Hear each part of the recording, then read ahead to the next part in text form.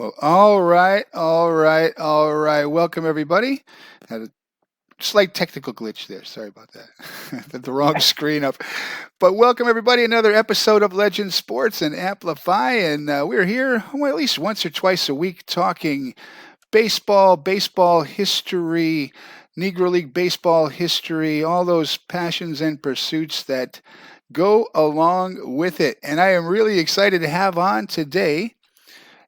You're out in Denver, right, Jan? I am. From Right. Denver, Colorado. He is a um, lifelong baseball fan, Yeah. author of Yeah. Seams, and his book on Legacy of a Monarch. Jan Sumner, how are you, sir? I am well, Philip. How about yourself? I am doing good. I'm doing good. This will be a lot of fun. I'll tell you what, the conversations we've had over the last week or so about baseball, I told you already, I could talk to you probably all day till the sun comes up about this stuff. And, Yeah. and, and that's what makes it so much fun is finding not just books about the Negro Leagues and Black baseball history, which I've been trying to highlight, but finding the people who and who've done that research, but also people who are just baseball fans, man. I mean, Right. that's what makes it so much fun. It gets in your blood, right? It does. And it's, um, there's that quote by, God, I just drew a blank on his name. He said, you grow up holding a baseball in your hand and then you get older and discover it's the other way around. Ah, And, yeah, and that is pretty much true, I think. it is. So I mentioned to you one of the things I love to hear, and to me, I find it myself personally inspiring, and when I hear other people's stories, but also I'm hoping to other people who maybe have a little bit of a passion or a pursuit or something that they've wanted to work on in the back, that you can do it. And so that's why I love to hear other people's their origin stories, their journey to how you got from where you were a long, long time ago through to today. And you've written a number of books. You've had some incredible experiences that we'll talk about in baseball with the Colorado Rockies Right. and other things. But tell us a little bit about your journey. Well, I was born, should I say this? 1945.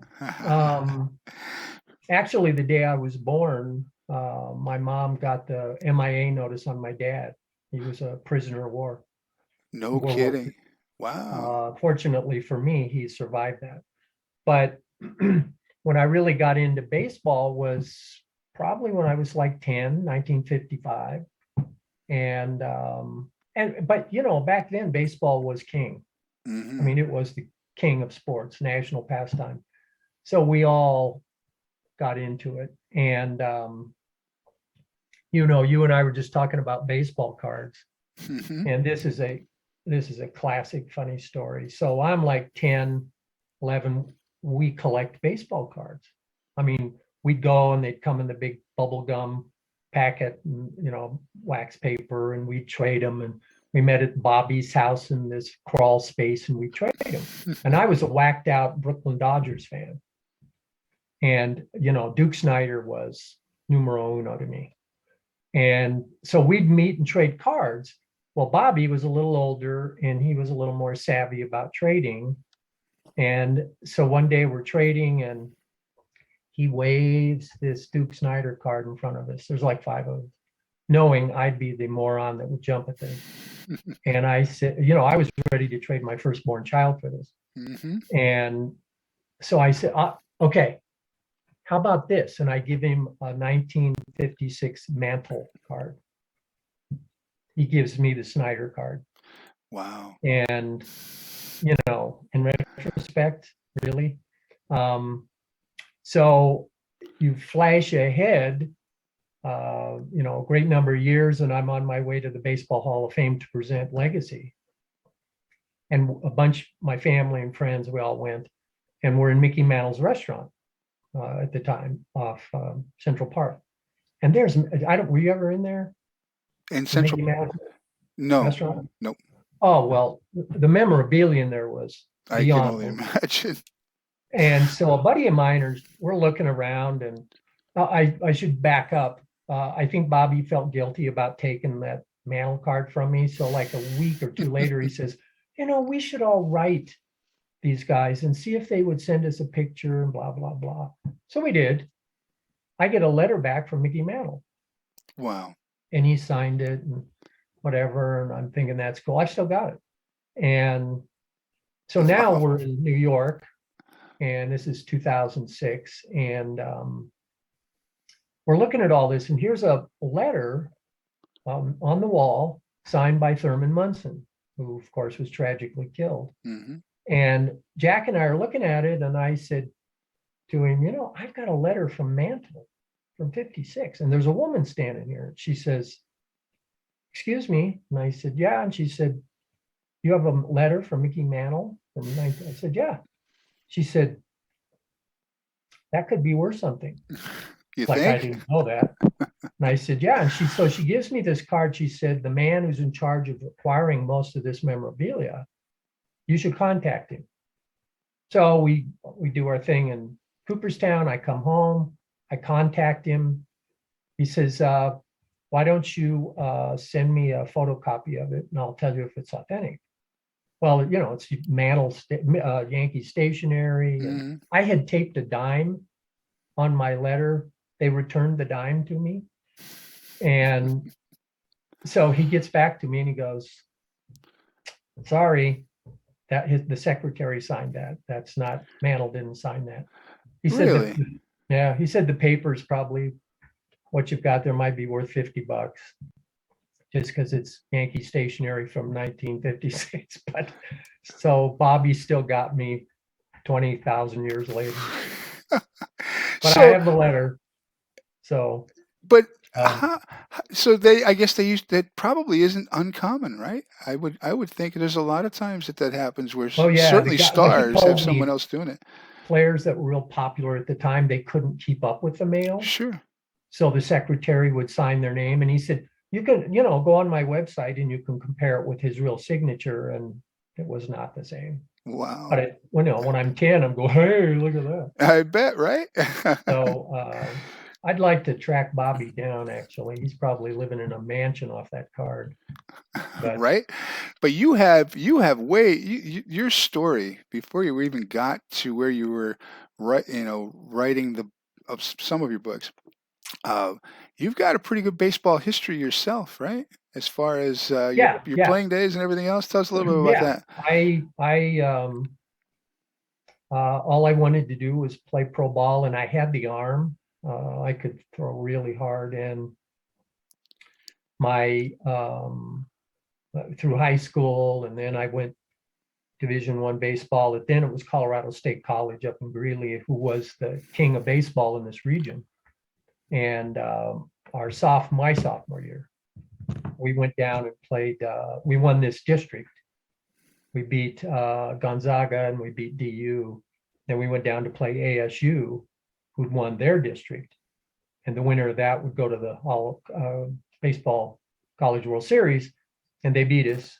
And I think I told you they had Rick Mundy and Sal Bando. Mm-hmm. And they were loaded. Reggie Jackson was a freshman.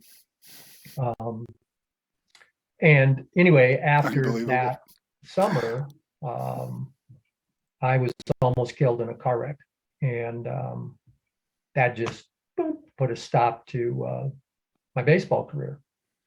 And I don't think I realized it at the time, but it did. So I was out of baseball for 27 years, started my own business, kids, whatever. And then I started doing slow pitch softball, and a guy on the team said, hey, you want to play catch with a baseball? And I was playing a ton of racquetball.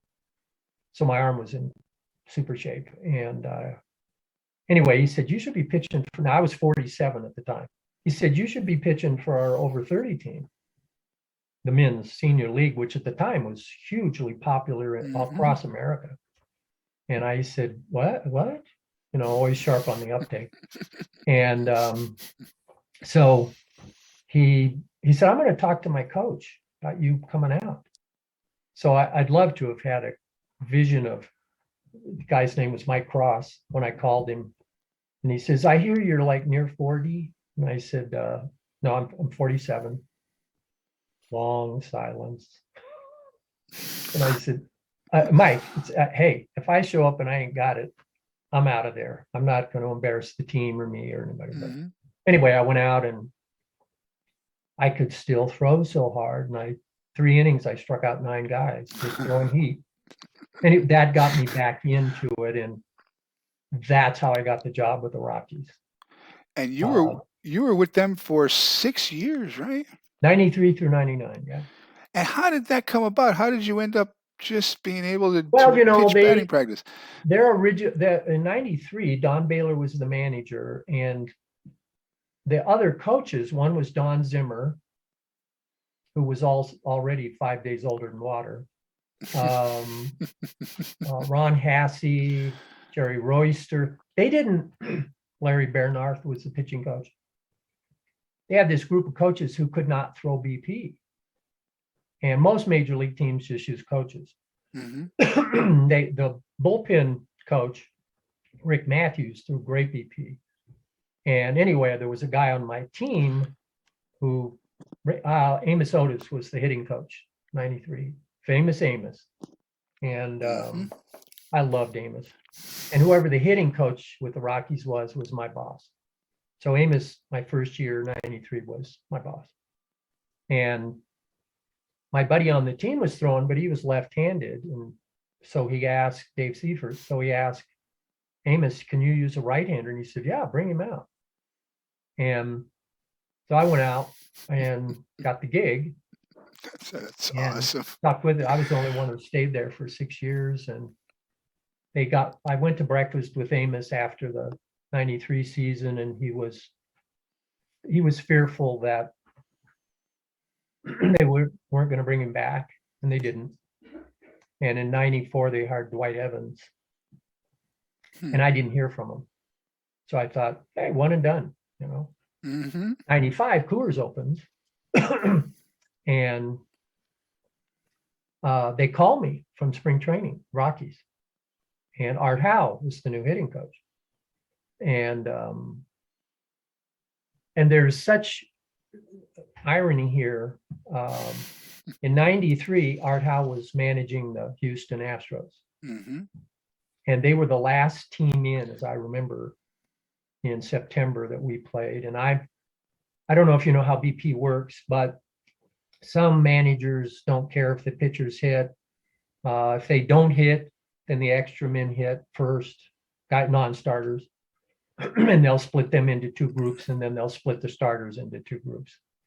And you start with, each guy gets 8 cuts, 7, and then they jump out 7 cuts, 6, 5, 4, 3, 2, 1. So I would throw, in 20 minutes, I'd throw 200 pitches. And anyway, they came in, and I was finishing up the last group of starters. And here are all the Astros, third base Doug. This is at Mile High Stadium, crouched, and they're waiting to take the field because we hit first, they hit second. So I just finished. Art Howe walks out to me, and I knew who he was. And he says, hey, you want to throw to my guys? And I said, I don't think the Rockies would like that. We laughed and went, boom, flash ahead to 95. Now he's going to be my boss. And so they called me and, would you want to come out? And I said, yeah. So out I went, and awesome. That was it, new Coors Field. Awesome. And then in 96, he left, Art left and became the manager of Oakland, Moneyball. And 96, Ken Griffey came in, and he was an absolute hoot. And it was cool because in 95, with Art, he arranged for me. I got to go throw at Wrigley, BP at Wrigley. Nice. And then 96, with Griffey, I got to go throw at Dodger Stadium. So those were just incredible. To stand on those 2 mounds, my favorite pitcher of all time is Koufax, and to stand on that mound at Dodger Stadium where he made a living. Amazing. Then 97, And then Ken didn't come back in 97. And so Clint Hurl came in, and he was my boss 97, 98, 99. We're still good buddies. And so it was an interesting journey for 6 years throwing to the, that was the Absolutely. Blake Street Bomber days. Enough to write a really, really interesting and cool book, right? Fat Pitch, My Six Well, Seasons with the Rockies, right? and thank you for saying that. I had Yeah. no intention of ever writing a book.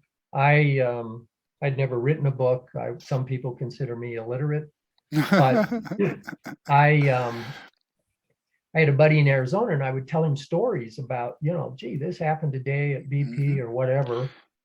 And he said, this stuff you're telling me, is this on Sports Talk or in the newspaper or anything? I said, no, it's just stuff I see in here. He said, you may have a book. You Duh. do. Yep. So I thought, okay. And I had been taking notes for a journal. I thought, I'm in a unique spot here. Absolutely. Use outside guys. Absolutely. And so I just started taking copious notes, and then I came home and started recording stuff. And anyway, I knew I couldn't write it till I was done. And 99 was cool. In 98 they fired Don Baylor, who I loved. I tell you, what an incredible fine man he was.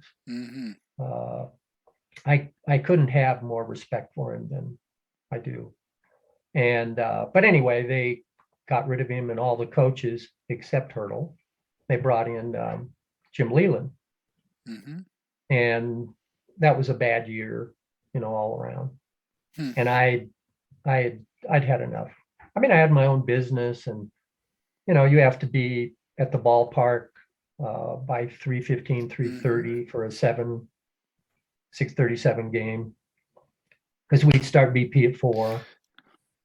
So, it's interesting you said that, though, because sometimes you do need somebody to kind of tell you, hey, that's some pretty neat stuff, because I can relate a little bit to that. I mean, I spent a number of years in minor league baseball, and every day you go to the ballpark, it's a new story every day. You don't know what's going to happen, who's going to do what, everything else. And over time, you have hundreds and hundreds and hundreds of little tidbits of information that nobody else has. That's right. And there's a lot of people who think it's pretty cool, and that's what's kind of fun about some of these journeys, that I'm hoping people start to realize, yeah, you know what, you probably do have some things that are unique and people would appreciate, So tell us this. Tell me this before I forget about it, because it's something that when you told me the other day, it just like blew me away. The story about you had a nickname. The story around your nickname when you were younger. When I was throwing in my pro ball. Tell us that, because this is really interesting. Back then in the 60s, college ball players, your only place you could play in the summers was semi-pro ball. And they were grown men, and a lot of them got paid, but we couldn't because we were college kids. And after my freshman year, I was recruited by a all black team here in Denver, the Denver Merchants, and we played at 23rd and Welton, which is, that was a very black area, African American part of, called 5 Points here. And so I pitched for them all that summer, and all the other teams were white, and there were only one other pitcher, and that was white on the team. And I think I told you they could not have been better to me if they had tried. They were just so awesome. Some of them had played in the Negro Leagues. Some of them had played minor league ball. They could flat play baseball.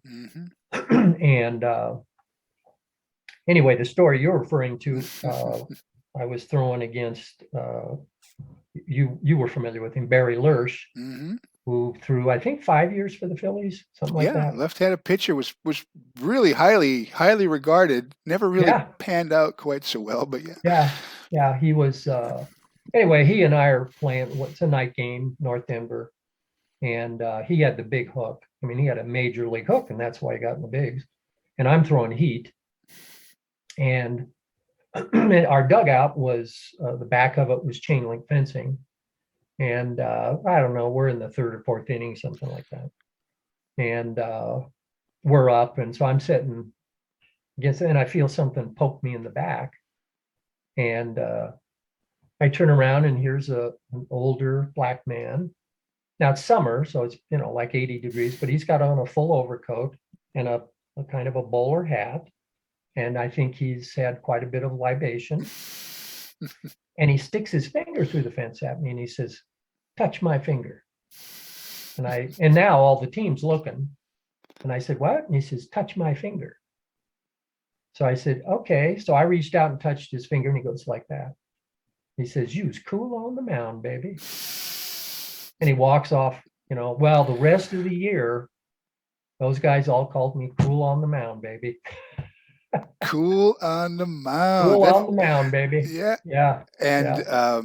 did you ever find out who that was that came and poked you in No, the no, back? he wandered off, and I don't think anybody knew him. And he just apparently had stopped by and was watching some of the game, I guess, and decided to tell me I was cool on the mound. Awesome, awesome. Oh yeah, And so you have a long connection and understanding of black baseball and the Negro Leagues from a personal. I mean, how? I mean, it's incredible to me. How did they find and recruit you to come and play for the Merchants? I'm not exactly sure. Um, they knew that CSE, Colorado State College, which is now University of Northern Colorado, they knew we had the best baseball program in this region, and they didn't have pitchers. Um, and I don't know exactly how that worked, but they asked. There was a guy on my team, college team, who said, "Hey, do you know about the Denver Merchants?" And I said, "No, I don't. I didn't." Hmm. And he said, "Well, they'd like you to pitch, you and another guy on the team." And I said, "Okay, sounded fine to me." And Amazing. we had our ballpark was shoebox shaped, 23rd and Welton. It was all gravel. There was no dirt or no grass. The right field fence was about 200 feet. So they put an extension. Center field fence was 600. Left field was probably 250. It was literally a shoebox. 600. Oh my God. And we had a guy who played outfield for us named Buck, he was probably 6'6", 260, just carved. He hit a ball over the center field fence across the street on the top of a two-story building. I mean, that ball was way over 500 feet. Now, I don't care what level of ball you're playing. That's a poke Hmm. to hit a ball that far. But, and I know nobody give me a hard time, or Buck would have taken care of him, but it was, I think I told you, it's the most memorable summer I ever played ball. Absolutely. When we talked the other day, for somebody who you just said a few minutes ago doesn't know how to write, you could write, man. I'll tell you. Oh, And the thing about your books, I think that's interesting. And like I said the other day when we talked about Killer Angels, Jeff yeah, Shara, the Michael Shara books. I've always liked myself personally as well books that are history, but written from a perspective more of a novel. Some of it is what if, because you obviously don't know what's in people's heads, but it's right. giving it life, right? And we talked about how history sometimes is taught names and dates and names and dates, and Yeah, what yeah, makes it more fun is hearing the stories from a more human perspective. So you've written a number of books, most of them centered around baseball, but you've written some other books that are interesting as well, that are non-baseball related, that have to, right.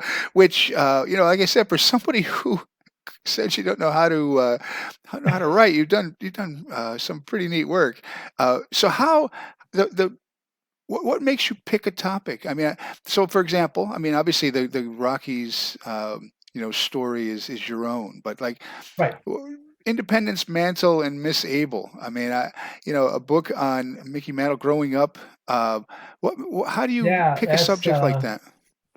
Mm-hmm. let's see, that's Mantle. That's Mantle right there. 1949, Independence, Kansas. I was born in Independence, Kansas. Ah, I was 4 years old when that picture was taken, and I wasn't living there anymore. But uh, I got with regard to that book, I got an email from a guy in, I don't know, 2014, something like that, and said, "Hey," he didn't even say who he was, but I don't know if you realize it, but Independence, Kansas has a real history of baseball. And I thought, what? My mom was born and raised there. My dad was born and raised up in Eureka, which is not 60 miles north. And I'd never heard about baseball in Independence. So I wrote him back cleverly and said, "What? Who are you? What?" So he got back to me, and his name's Mark Metcalf, and he's passionate about baseball. He'd seen my name on the internet. So I went there, and I'd never been back since I was 2 months old. Went there, it's 9,500 people, loved it. They asked me to write this book. So I oh, did. And very cool.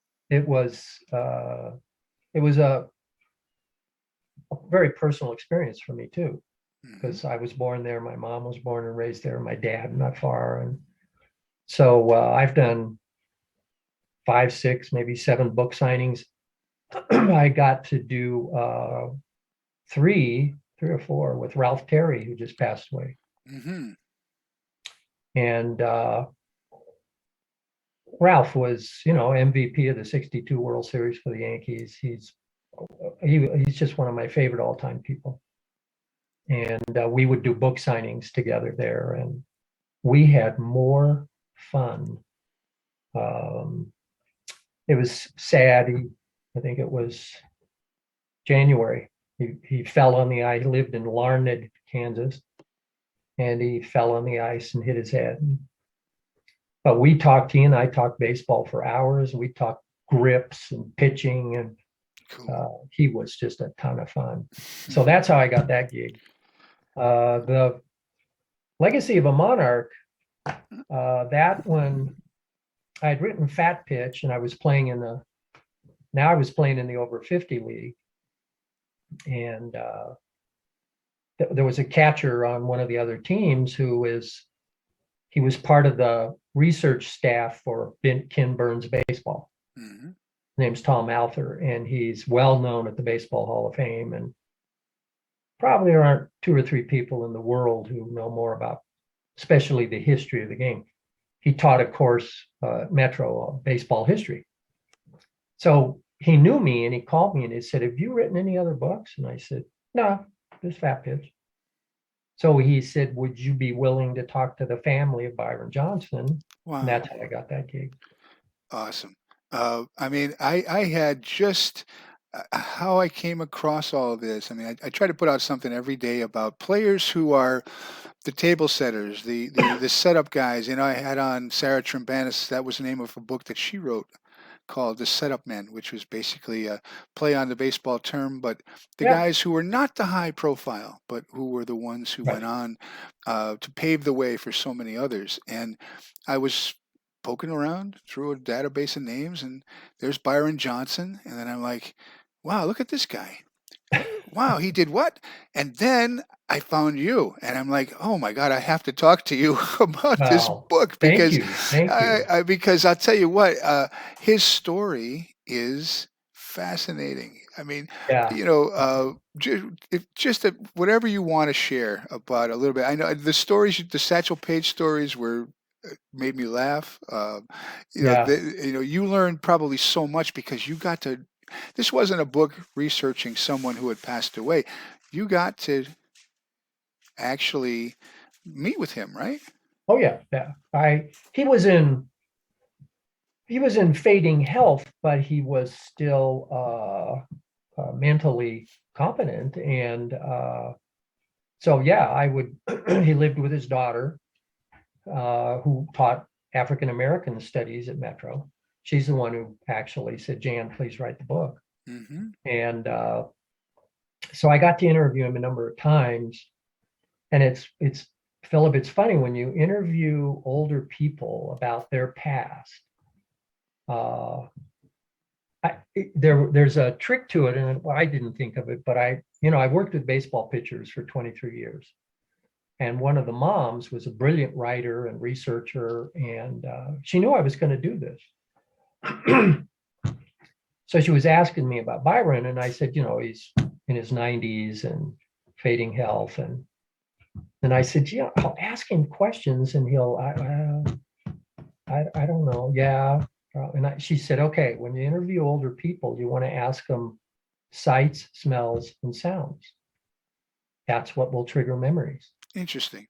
Yeah. So I go back to him because he played in the 41 All-Star game Mm-hmm. at Comiskey Park.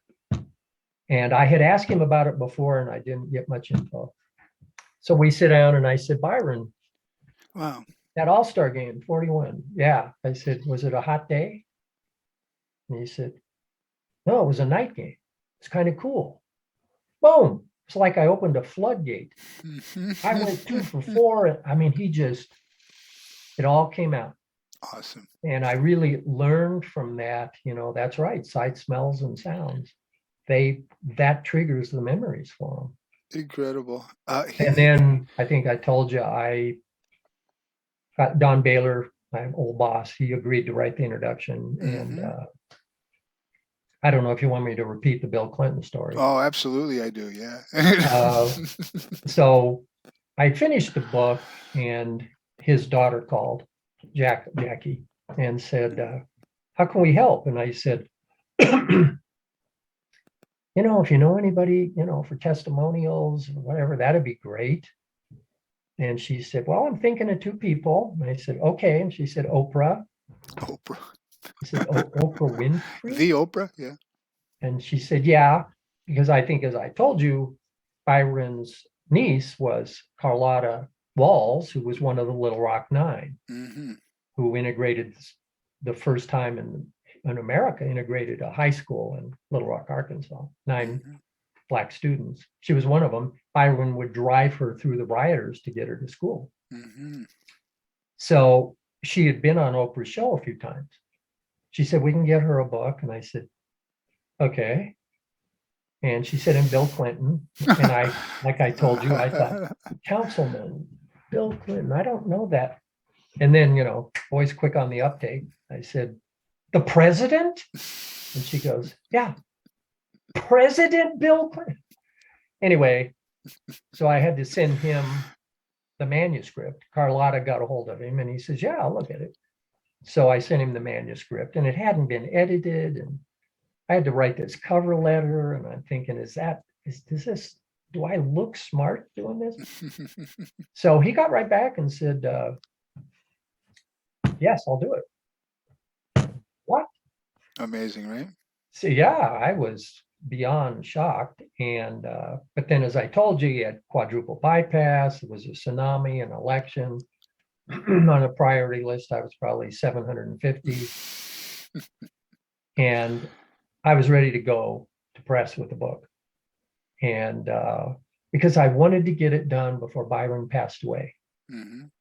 And so I sent the liaison. There was a gal that I communicated with between he and I, email. So I sent and basically said, is he going to do this? And she said, yeah, you'll have it Monday. This is on a Thursday. Monday, nothing. Tuesday, nothing. I thought, whatever. I gotta go forward. Boom. Thursday morning, it was on my computer.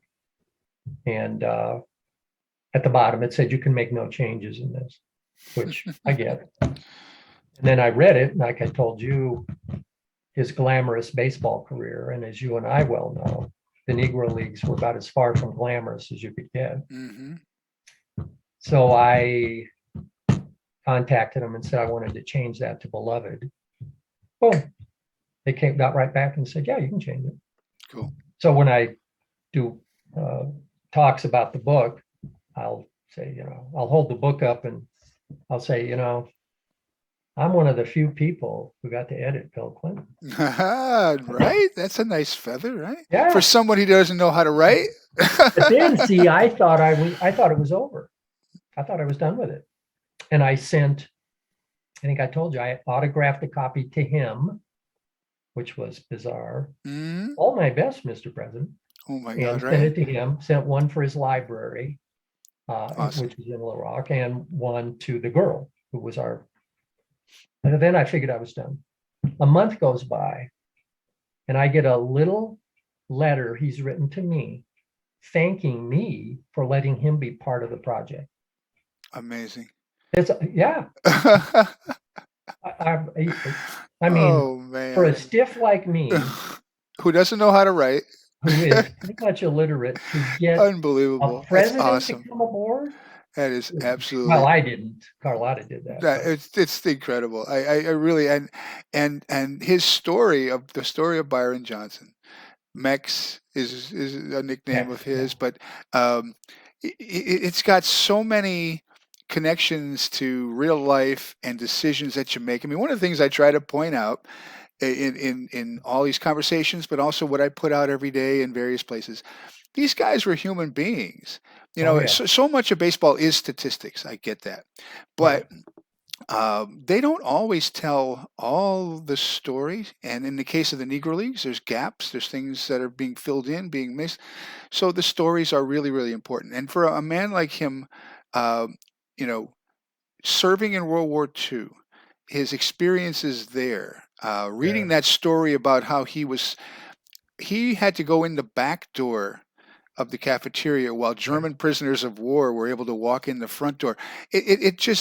Those are types of things that people need to hear. And he walked away from the game.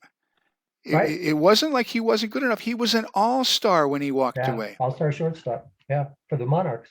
Hmm. Yeah, And he did it because he had a wife and kids, and he told me, he said, I knew we were never going to get to play in the majors, so I needed to take care of my family and not be gone all the time.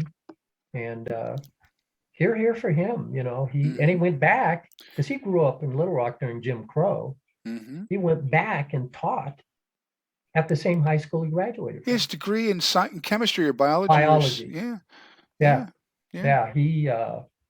He was such a fine man. His You know, grandmother was a slave, but he didn't have a bad word to say about anybody. hmm He was just probably one of the reasons he lived so long. But yeah.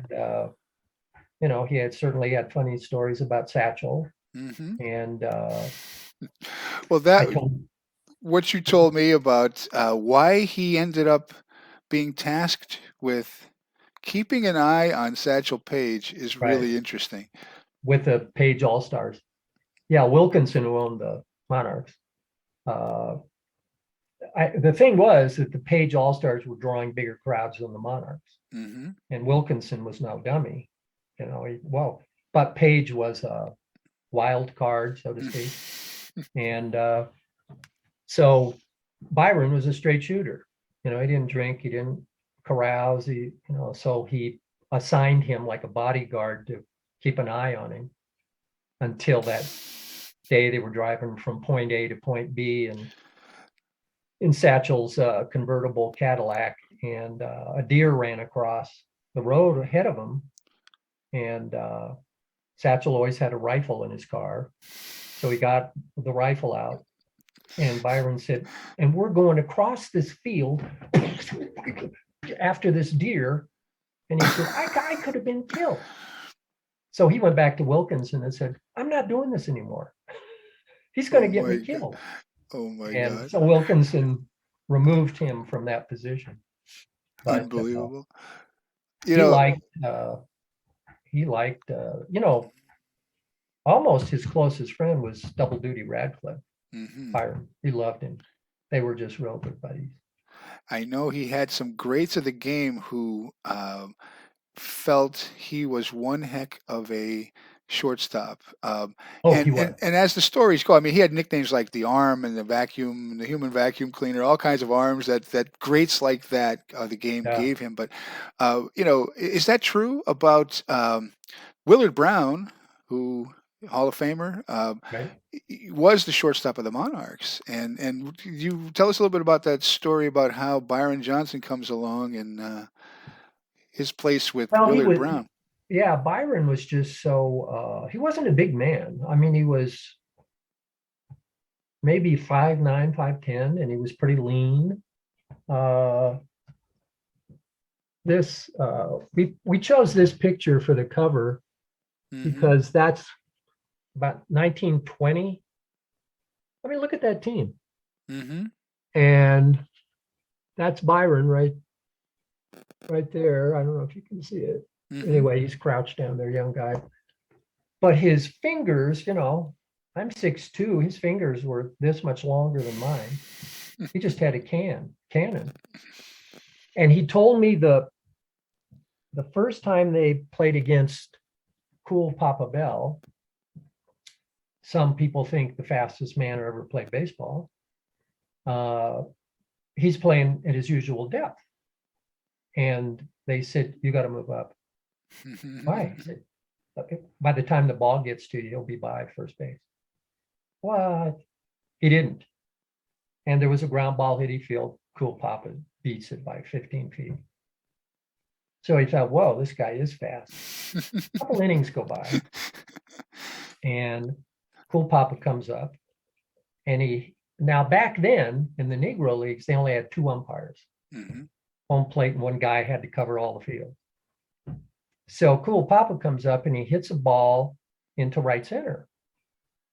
And so Byron goes to cover and they get the ball. It's a kind of a tweener, but they get it back into Byron. And he turns around and Cool Papa's standing on third.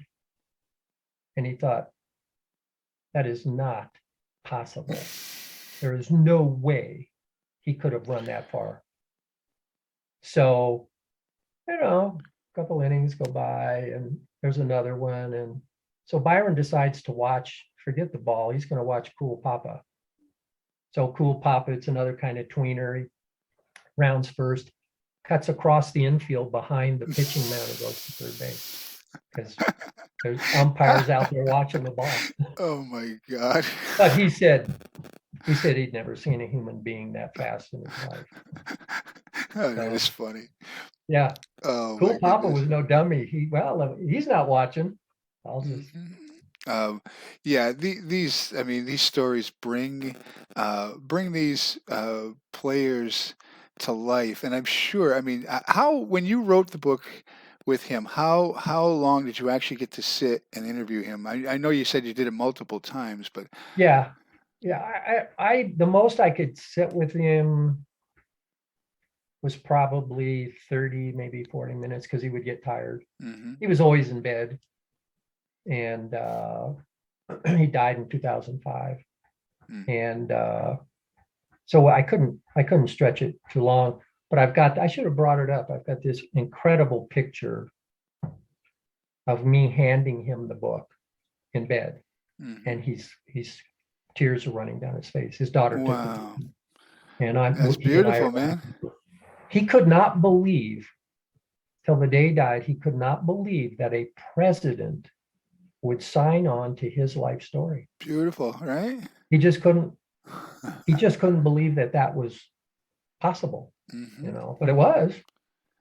So it was, getting to write it was certainly an incredible honor to get to know him and his family, and then to present it at the Baseball Hall of Fame was, mm-hmm. It was just unbelievable. Mm-hmm. Now, the other thing about the Hall of Fame and Byron Johnson, which I did not know, the hitter's hands. Hitter's hands, yeah.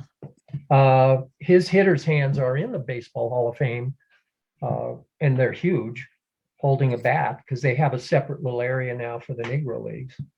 And the irony is, when I went there to deliver this, I didn't know they were there.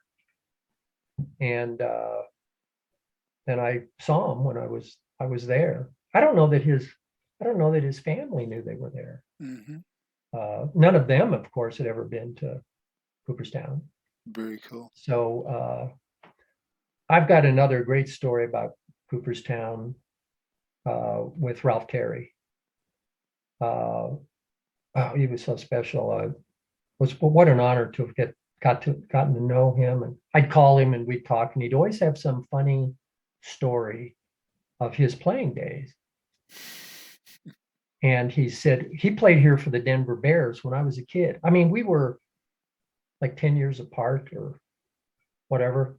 And he said that the home plate umpire was the worst umpire in the league. And so there, was the Denver Bears at the time were a Yankees affiliate. And he said we were up, and he named the guy, but I don't remember. Was up hitting, and the ball. He said it was a foot outside. Hey! So he said Bill or whoever steps out and goes, that looked outside to me. No, that was a good pitch. Okay. He said, this guy says to the umpire, you're the second, we all voted you the second best umpire in this league. The guy said, you did? Yeah. Well, who was first? All the other umpires. Oh my God. I'm sure that went over well, right? Yeah, I think he K'd him on 3 pitches. But Ralph said when he signed, the same scout signed him who had signed Mantle. Wow. And Ralph said, I'm like 19, I'm feeling my oats, and I'm supposed to go play in New York, for a minor league team. Well, we had some days off, and the guy said, my manager said, have you ever been to Cooperstown? No. Well, you've got to go over there. He says, as a matter of fact, the Yankees are playing an exhibition game against, somebody. Oh, so he gets on a bus, he gets over to Cooperstown, and he walks out on the field, and they know he's a new kid that just signed, and so he gets to walk around, and then I think it must have been Stengel said, well, go have a seat in the dugout. Okay. So he goes over to sit in the dugout, and there's 2 older guys sitting in there. And he said, I'm feeling, hey, I signed with the Yankees. So he said, I walk up to the first guy, and he said, Ralph Terry, pitcher, New York Yankees. Shakes both their hands, and the first guy says, hey, Ralph, glad to meet you. I'm Ty Cobb, or I'm Cy Young, and this is Ty Cobb. Oh my God. Yeah. He sat there, for 2 innings and listened to Ty Cobb talk about hitting. I mean, yeah, it's just phenomenal. That's an experience that very few people have ever had in their life. Yeah. I remember he said DiMaggio brought Marilyn Monroe into the locker room after a game, and she walked around, and he said she gave every one of the guys a hug. And he said, I went home, and his wife Tanya is just a sweetheart. I called her the other day to talk to her, and he said, it was weird. I went home and told Tanya I got to hug Marilyn Monroe, and she didn't think it was that cool. I bet not, right? Yeah. So, oh my goodness gracious. Ralph was special man. So they're, like I said, these guys are human beings.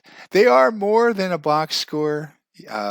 Yes, baseball statistics are an important, if not, integral part of the game on how you measure a player's performance. But the stories are just fascinating. They really, really are. Just, they're unbelievable. He said, Ralph said when he was throwing for the Yankees, he'd get in trouble.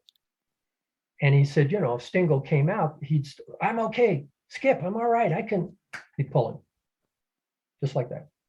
So he said they were well into the season, and he was going to make a start. And he said, Berra came up to him and said, do you want to stay in the game? Yeah. He said, when he comes out to talk to you, don't say anything. Oh, okay. So Stengel came out, and Ralph said, okay, good luck, kid. Left him in. A little reverse psychology on the old professor, right? Holy cow. Yeah, it's You know, and that's the story about Byron Johnson that still kind of hits home with me is no one knows why any of these guys, let alone the Negro League players who were dealing with a whole another set of Jim Crow and segregation and what they had to deal with on a daily basis just getting through life, right? yeah. Uh, no one knows why a certain player made a decision. Uh, was it the right decision? Who knows? Everybody has those decisions. But when I was thinking about the Byron Johnson one, I thought, boy, you know what? Man, you said it. He thought that he would never get a shot. Well, 6 years later, maybe he would have. But now by this time, though, he would have been in his mid to late 30s. Would he have ever gotten that shot? Because many of them, Ray Dandridge, others who were Oh yeah. Willard Brown's another one, Yeah. they're at the back end of their careers and never really got that opportunity. So what he did, yeah, maybe he could have stuck around and maybe been part of that wave, that little bit of a ripple that was going on. But if he didn't, and he ended up making an impact on his community, uh, Oh yeah. mentor, a advocate, a involved in so many other things that made his life unique and very very special. So yeah. Yeah. He was uh he was a class act. I don't know any better words to describe him. He just was a fine individual. And as I said, he probably certainly along the pathway had reasons to feel some anger over circumstances. Hmm. I never saw it ever. No, it's hats off to these guys and what they accomplished despite all of the levers of everything pushing back against them, and to keep at it, a game that they love and a way to make a living. That was for many of them really Well, it what it wasn't came down much, to.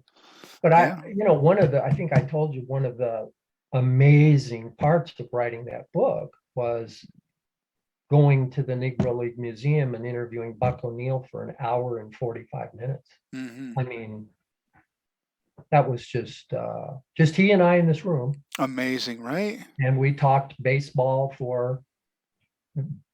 in general for an hour, and then we talked more specifically about Byron because they were teammates for about 45 minutes. And I think I told you, he's absolutely one of the most charismatic people I ever met. Hmm. And I remember I said, what do you think of baseball now today? This is 2005, probably four. Uh, he said, you can't kill it with a stick. He said, look what always happens. 98 rolls around. We've got McGuire and Sosa in a home run contest. You just can't kill it with a stick. And when he'd say, I think I told you, he'd say that, and then he'd fold his arms and he'd go, uh-huh, uh-huh, uh-huh. Like that was profound. And of course I thought, absolutely, that's profound. And toward the end, he said, have you been out to Satchel Paige's gravesite? And I said, I have not. So he told me how to get there. And we met at 10, go to 11:45, and he still wants to talk. And he said, Jan, I have to have lunch with this guy from the Arthritis Foundation. And I looked at him, he's well in his 80s at the point, and I've got a great picture of the two of us together. He looks great. I didn't notice arthritis. And I said, oh, no, Buck, that's fine. I understand completely. I said, do you have arthritis? And he said, no, I have no idea why I'm having lunch with him. Oh my God. So I drive out to the cemetery and I ask at the desk, where's Satchel Paige's gravestone? She said, we call it Paige's Island. I said, okay, where's Paige's Island? So she tells me how to get there. Well, it's kind of this oblique shaped area. It's all grass.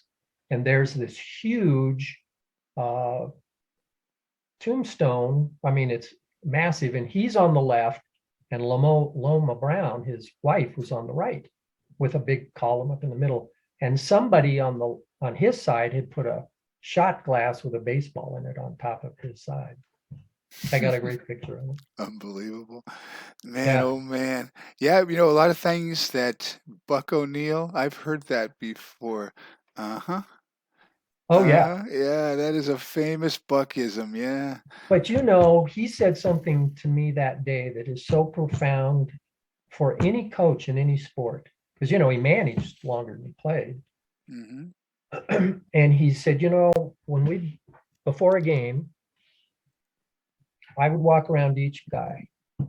I'd come to the first baseman and I'd say, you know what I want from you today? What? You just have a better day than the guy across from you. Mm-hmm. He said, I went to every position. I didn't want him to think they had to, oh, I got to try and win this game. You just have a better day than the other first baseman or the shortstop. He said, if they all do that, we win. You win. Yeah. And I thought, that's absolutely right. And it kind of zeroes it down for a guy I just have to be better than that guy. Mm-hmm. For that moment in time, that at bat, Yeah, that pitch, sometimes it boils down to that close in a baseball game that absolutely. could end up rallies over or a big inning happens. It really is, and that's what I think. To me, baseball is so beautiful. No time limit.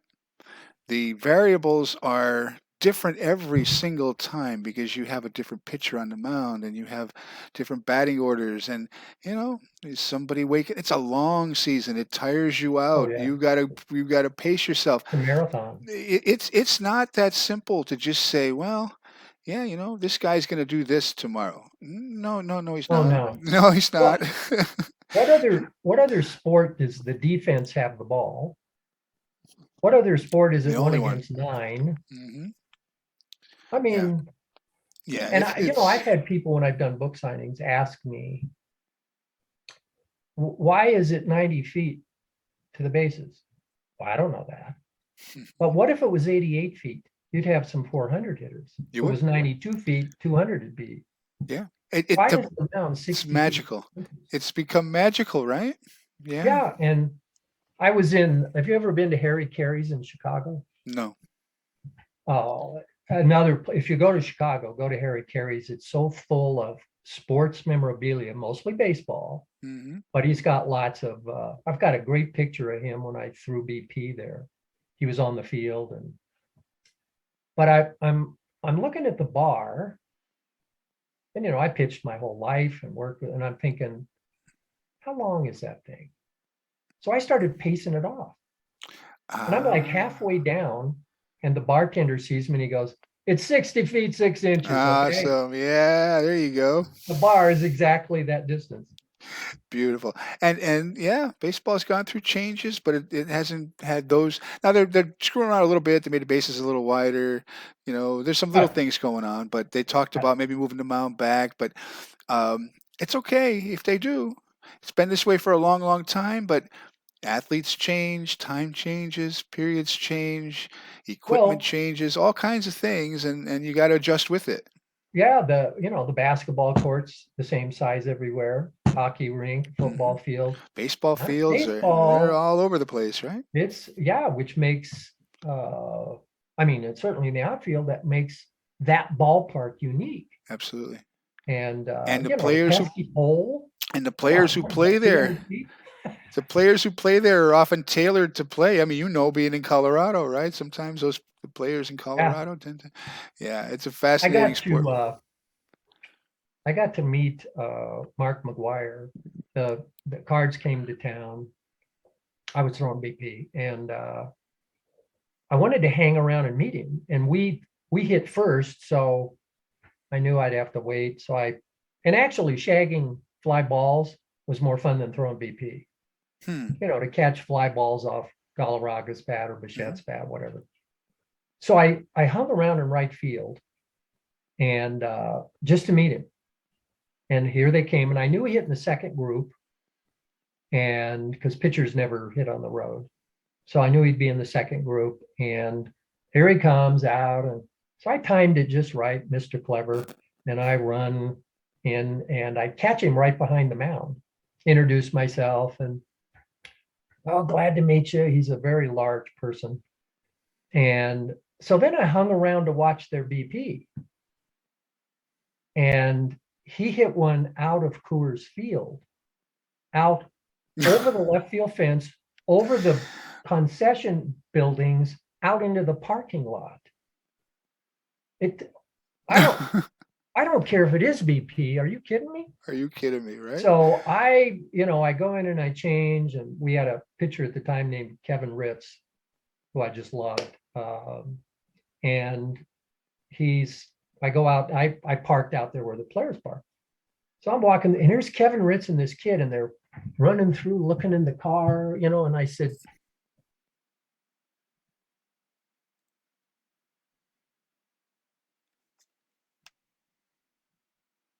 Uh-oh. We had a little bit of a technical glitch here. What happened? Uh-oh.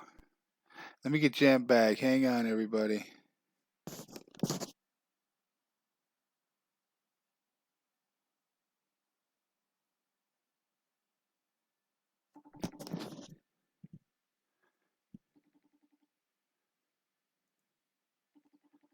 Hang on, everybody. We're getting Jan back. No, I don't know what happened there. We had a little technical glitch here. Hang on. Let me get you back. Oh, maybe that's why.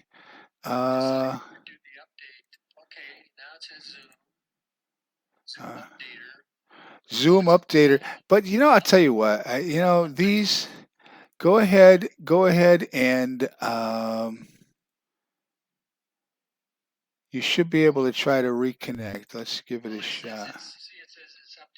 Oh, okay, gotcha. All right, no worries, no worries. We got. I was doing an interview several months back. There was a thunderstorm. It kept disconnecting the stream because the Wi-Fi was getting jacked up, and I'm like, oh my goodness. So you might be able to click that link back again, and we let you back in. Let me see what this is, Don. Okay.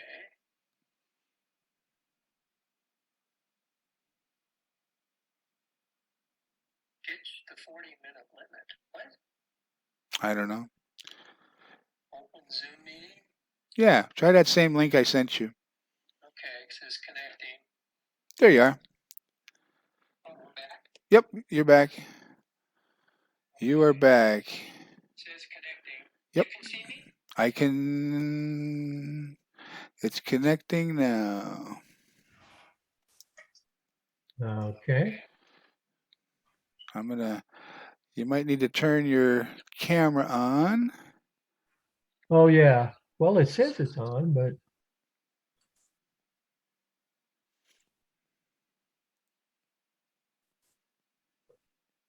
Huh. There should be down in the lower left a little button. Yeah, there's a camera thing, and there's two. Maybe I get rid of this one. Leaving meeting. No. Cancel. Huh.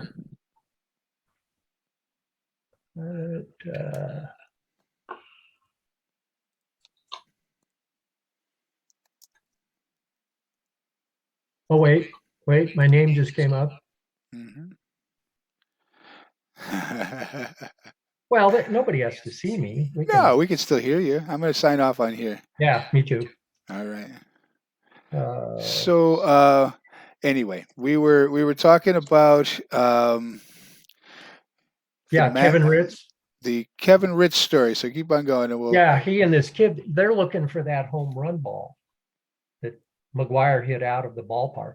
Mm-hmm. And they never, to my knowledge, they never found it. Still lost to this day. No kidding. Oh my God. Well, the first home run of Mickey Mantle's career was hit in Independence at Schultes Stadium, and nobody knows what happened to it. No kidding. Now, he, of course, he was just a kid, and uh, everybody figures some kid picked it up, and who knows, but he hit it out over the left center field fence toward a place called Monkey Island. That's why that's part of the title. Miss Abel, she was a monkey, that she was the first one to survive a space shot and live when she returned. Mm-hmm. And she came from Monkey Island there in Independence, and his home run was right toward Monkey Island. But yeah, ball just Monkey Island. Monkey Oh my Island. God. One last thing I wanted to ask you, because I think I asked you this before, but then I get sidetracked. We get sidetracked. That story about Byron and the Turkey Stearns bat. Is that true? That bat is the bat that's in the Negro League Baseball Museum? Well, I think it is. I couldn't testify to that. So as the story went, though, it was Turkey Stearns in the All-Star game. Byron either had a broken bat, couldn't find his bat. They let Turkey Stearns allowed him to go ahead and use his bat and said, if you get a hit, you can keep it. If you don't, I want it back. I guess he got a hit because decades later, he donated that bat to the museum, right? Yeah. Crazy. Yeah, they were, and as you said, they had such, interesting nicknames. Oh my goodness gracious! He got, he was called Max because when he was a little kid, his family, they'd pull him around in a wagon and he would wear a sombrero. And he got the nickname Max. Max. Kind of like Cool on the Mound, baby. Mm-hmm. And boy, oh boy, I found so many great ones. Cool Breeze was another one. Cool Breeze Moore, his name was, who played in the Negro Leagues, had like 2 at bats one year for the Atlanta City Bacharach Giants, right? So you look at that and you go statistically, this guy maybe just didn't have it, right? Yeah. His life story is mind blowing. What he went on to do outside of baseball and using barnstorming to kind of and playing baseball, getting his college degree, going on to coach and win state championships. He's in the North Carolina Sports Hall of Fame. I mean, he went on to have an impact on so many people, and that's why I started to bring up before with Byron Johnson's story. Yeah, he could have stuck around maybe a few more years till 46, 47, maybe gotten into that pipeline, or he could have had an impact on people's lives like he did in so many more ways. And that, I think, was maybe more special in the end, right? I think it was for him. He was such a family-oriented man, and that really was his number one priority, was his family, and he just felt, this is never going to happen with Major League. I did ask him once. I said, well, you played these barnstorming teams, Gehrig and Ruth, they had barnstorming teams and all these white barnstormers. And I said, how did you do against them? And he said, we killed them. And I said, really? And he goes, all they wanted to do was hit home runs, and all we did was play small ball. Well, that sounds familiar today, doesn't it? It's kind of what's going on in baseball today. Guys can't bunt now. Ted Williams would hit 500 in today's game. Maybe so, right? They pull everybody over there. He would tap the ball to left field all day long till they moved back. Yeah, I mean, he hit with the career batting average that he had and 400, and they were shifting on him. It's not the shift. Right. It's the thought process. It's the what your each at bat process is, and it's not all just mechanics. You got to have a method. Well, I saw it in BP. I mean, in BP, I was to throw 4-seam fastballs, the same location, virtually the same speed all the time. Mm-hmm. And there were guys, their whole goal during BP was to hit the seats. That's all they cared about. Now, Dante Bichette, he cared, Williams wrote a book on hitting. That became Bichette's Bible. He had that with him all the time. And he took BP exactly the way you should take BP. His first round, everything he tried, did everything to right field. Mm-hmm. Second round, left field or center field. Third round, he tried and pull all of it. And from in any rounds after that, he just hit it where it was pitched. But he had worked on hitting the ball the opposite way around to pulling. And there, but I didn't see that from a lot of guys. A lot of guys just, I want to see how many rows can I get it up in left field? Mm-hmm. Yeah. Well, yeah, that ain't going to happen in the game. Yeah, no, there's not going to be. How But, hard you think you were throwing in batting practice? well, I threw harder than anybody else. And because of that, of all the guys in those 6 years, the only guy who would never take BP off of me was Bichette.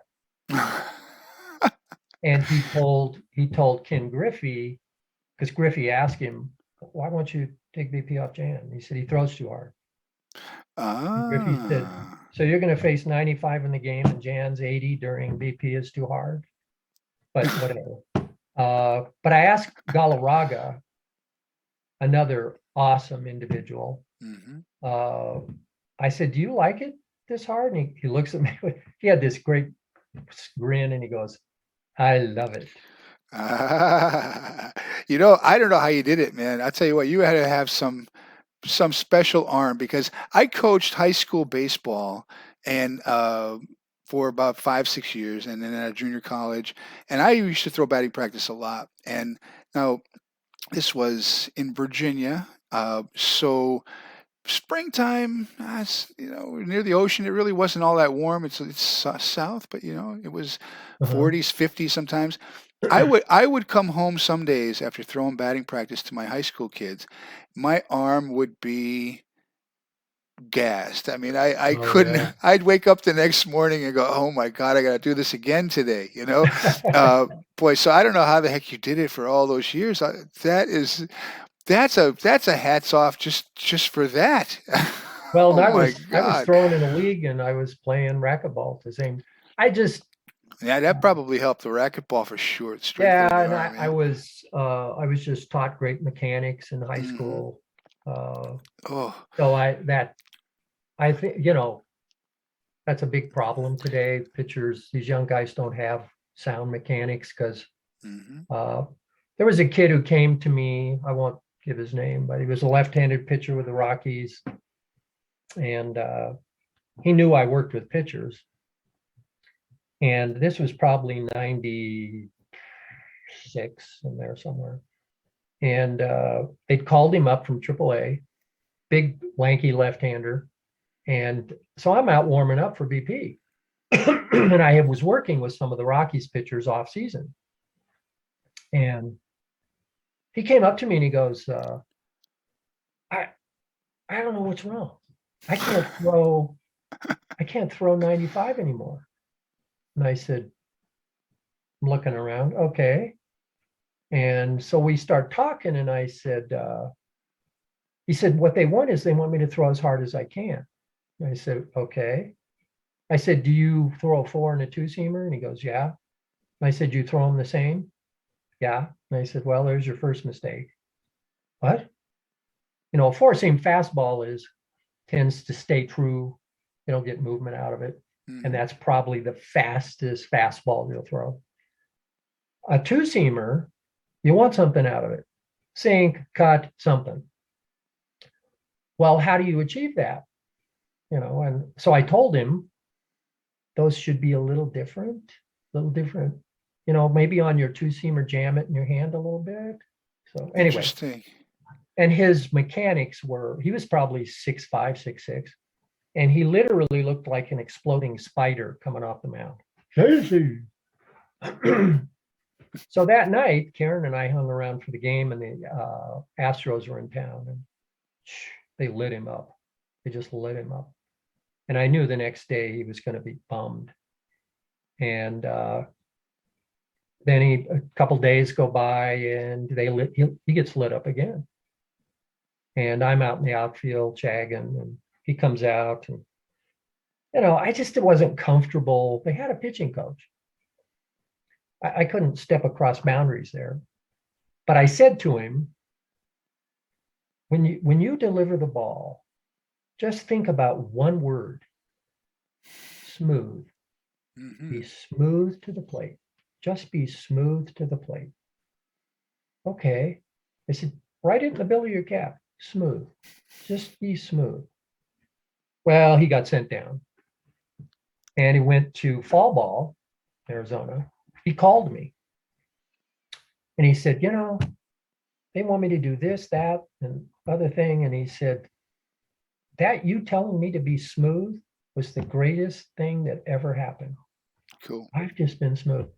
Well, they cut him loose. I think he threw a year with the White Sox and then he was out of baseball. Oh, what if they'd gotten to that kid when he was younger, Hmm. and You he'd know, gotten smooth? you think about that, right? With the Negro Leagues, that's a great point, right? Many of these guys, by the time the color line is broken, um, were older. Even Jackie Robinson was what, Oh, yeah. 28 almost, and Yeah. so think about if they were in the pipeline like you just mentioned. Not that I'm saying not nothing. The major leagues, the Negro Leagues had their talent as well, but they still were dealing with a lot as far as travel restrictions, how they got around. I mean, just being able to get up and go to a ballpark normally, or go to the restaurant, use a bathroom. I mean, all those crazy things.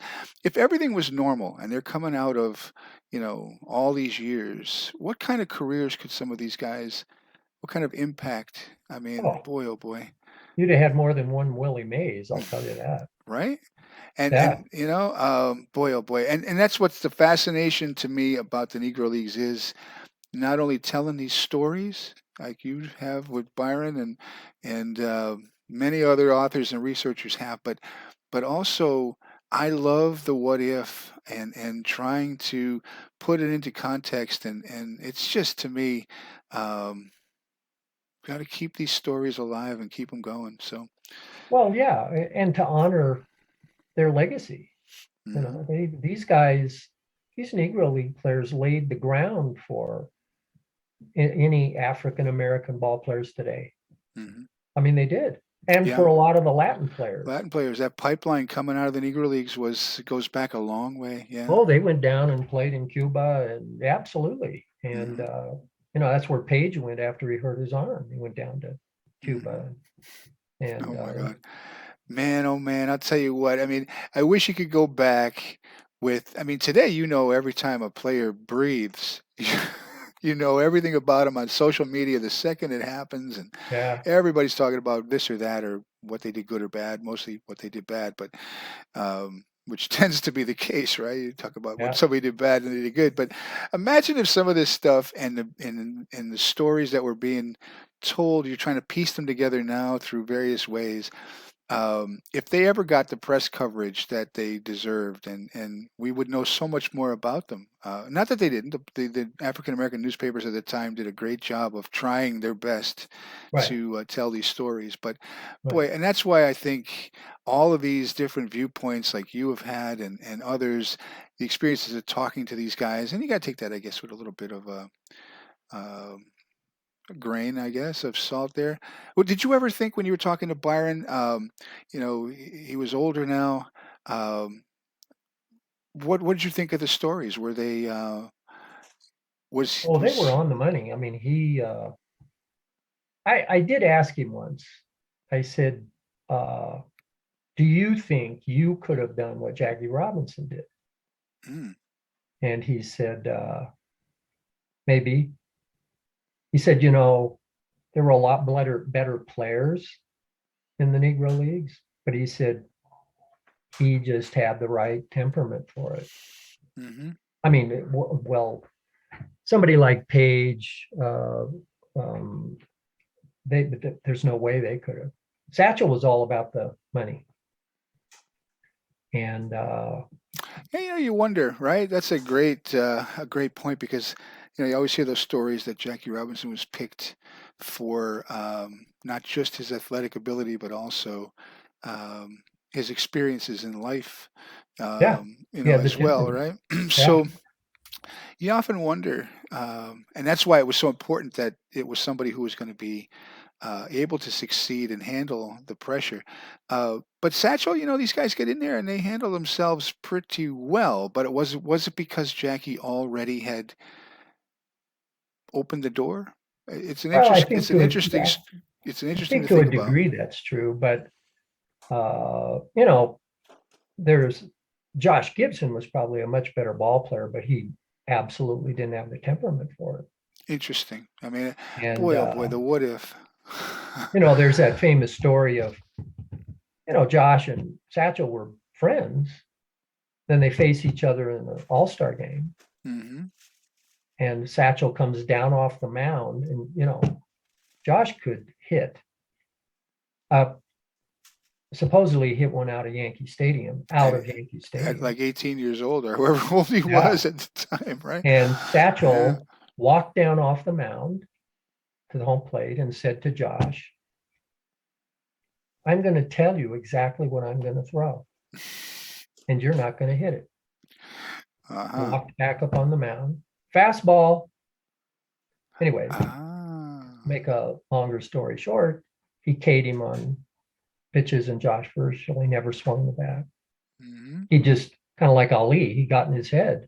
Right. And but Satchel was good at that. Gamesmanship, yeah. He was a master of messing with you. And but Byron was fond of Satchel. I mean, I could tell he had a soft spot in his heart for him. I bet. But there was something, their lifestyles were just very different. And in Byron's mind, I think that he felt that could jeopardize him. So Hmm. he bagged it. Well, I appreciate your time, man. Like I said, I don't want Oh, to keep you. I could probably literally talk to you all day. I would love to talk to you again sometime down the road oh yeah, as well. We'll Philip, thank keep in you touch. so much. But I highly recommend you've got a website out there, Yeah, I do. jansumner.com. Your books are available everywhere. Fat Pitch about your seasons with the Rockies, Independence Mantle and Miss Abel, Legacy of a Monarch that we've talked about, and so many Right. others. I mean, you've written a number of books, Seams, and other books that are seems as baseball Fiction. related, but others fiction. But you've written others, old books on the Old West and all kinds of other things. Yeah, So yeah, yeah. you've got quite a variety, and I appreciate your work. I certainly Well, thank appreciate you. Thank you. your time and the conversation. This was a lot of fun, and we'll do it again sometime. I'm going to sign us off here. Okay, Philip, thank you very, very much for having me on and promoting my books. It's been awesome. Awesome. Thank you so much. Like I said, hang tight. I'm going to sign us off. Bye bye, everybody.